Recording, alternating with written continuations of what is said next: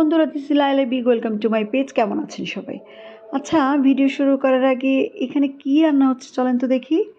মানে এত রান্নাবান্না রমজান মাসে, সেটা কিভাবে সম্ভব? এটা কি কোনো বিয়ে কিংবা বৌভাত অথবা কোনো জন্মদিনের পার্টি? আসলে ডিপলি দেখি তো আমরা কি হচ্ছে। আর এটা জানতে হলে পুরো ভিডিওটা না টেনে কিন্তু দেখতে হবে, স্ক্রল করে চলে যাবেন না কিন্তু। আচ্ছা, এটা ছিল মূলত হচ্ছে এই বাচ্চাগুলোর জন্য একটা ইফতার পার্টি। এই বাচ্চাগুলো কারা জানেন? এরা হচ্ছে মাদ্রাসার একেবারে অসহায় বাবা মা ছাড়া এতিম কিছু বাচ্চা। ওদের ওনারেই আমাদের স্বপ্নবিলাস কর্তৃক আয়োজিত, মানে আমাদের ওনার যারা আছেন, এই বিশাল আয়োজন শুধুমাত্র ওদের জন্য করা। কি ভালো লাগে না বিষয়ে বলেন? মানে আমার তো বেশ ভালো লাগে যখন ওদের খুব কাছ থেকে আমি দেখি। ওদের প্রত্যেকের চোখের দিকে তাকালে আমার এত কষ্ট লাগে। মনে হয় আল্লাহ না করুক আমি যদি কোনোদিন মারা যাই, আল্লাহ মাফ করুক, আমার বাচ্চাগুলোও হয়তো বা এতিম হয়ে যাবে। আল্লাহর কাছে কোটি কোটি শুকরিয়া, আমরা মা বাবার ভালোবাসা পেয়েছি। মানে আমার ছেলেমেয়েরাও যেন এত অল্প সময়েই না ছেড়ে চলে যায়। তাহলে হয় কি, ওরা একটা সময় জীবনের প্রতি এত বেশি তিক্ততা চলে আসে, তখন ওরাও চিন্তা করে যে আমাদের মা বাবা আমাদের রেখে কেন চলে গেল। আর মা বাবা না থাকলে চাচা, খালু, মামা, চাচি কেউই আসলে আর ওই রকম আপন হয় না।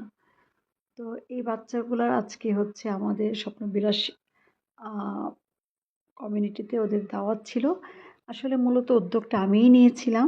তো আমি ভাবিনি যে আমার এই সামান্য একটা মেসেজে আমাদের গ্রুপের এত বেশি সাড়া ফেলবে। আলহামদুলিল্লাহ। গত বছর আমি ওদেরকে যখন ইফতারি করিয়েছিলাম, তখন ওরা আমাকে একটা কথা বলেছিল যে, "আন্টি, আমরা কখনো গরুর মাংস খাই না।" কথাটা আমার ভিতরে এত লেগেছিল।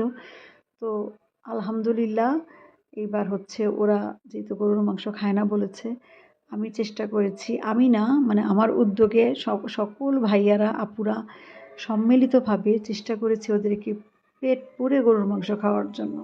মানে ইফতারিতে সামান্য কিছু ছিল, যেহেতু ওদের ভাত খাওয়াবো আমরা চিন্তা করেছি। তো ভাতের আইটেমে ছিল হচ্ছে সাদা ভাত, মুরগির মাংস, গরুর মাংস, করলা ভাজি আর মাছের মুড়িঘণ্ট। ওরা আলহামদুলিল্লাহ তৃপ্তি সহকারে খেয়েছে। ওই পাশে কমিউনিটি সেন্টারে বসেছিল হচ্ছে এই বাচ্চাগুলা, সাথে ছিল ভাইয়ারা, এবং দোয়ার আয়োজন করা হয়েছে ওইখানে। আর এই পাশে বসেছিল ভাবিরা, মানে মহিলা যারা আছেন তারা বসেছিলেন।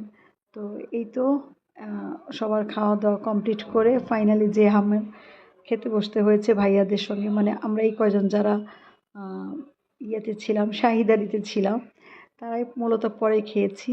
তো খাওয়ার সময় আমি বললাম একটা ভিডিও করার জন্য। আমি আসলে অনেক বেশি টায়ার্ড হয়ে গেছি, কারণ খুব দৌড়াদৌড়ি করতে হয়েছে। যদিও সারাদিন কোনো কাজ করি নাই, কিন্তু যেহেতু আমার হাতটা একটু প্রবলেম, সন্ধ্যায় একটু কাজ করতে যেয়ে আমি একটু টায়ার্ড হয়ে গিয়েছিলাম। যাই হোক, এই হচ্ছে বাচ্চারা খাওয়া দাওয়া করে অনেকক্ষণ ঘুরলো, বেড়ালো। ওরা সুন্দর সুন্দর ড্রেস পরে আসছে। আমি ওদেরকে বলে এসেছিলাম, তোমরা কিন্তু অবশ্যই সুন্দর একটা ড্রেস পরে চলে আসবে। তো বাড়তি খাবার যেটা বেঁচে ছিল সেটা আমরা ওদেরকে দিয়ে দিয়েছি। আমি বলেছিলাম একটা কাঁচামরিচও যেন আমাদের জন্য না থাকে। আর ওদের যে দায়িত্বে আছেন রত্না আপা, উনিও অনেক ভালো মনের মানুষ। এতগুলা বাচ্চাকে সামলানো ওনার মতো, হ্যাঁ, এই বয়সে একটা মেয়ের আসলে খুব কষ্ট। আর এই ছিল মাইনদ্দি ভাই দৌড়াতে দৌড়াতে আসলো। আর আমার ভিডিওটা আপনাদের কেমন লাগলো, এটা দেখে যদি কেউ এতটুকু ইন্সপিরেশন হন, তাহলেই আমার কাজের সার্থকতা।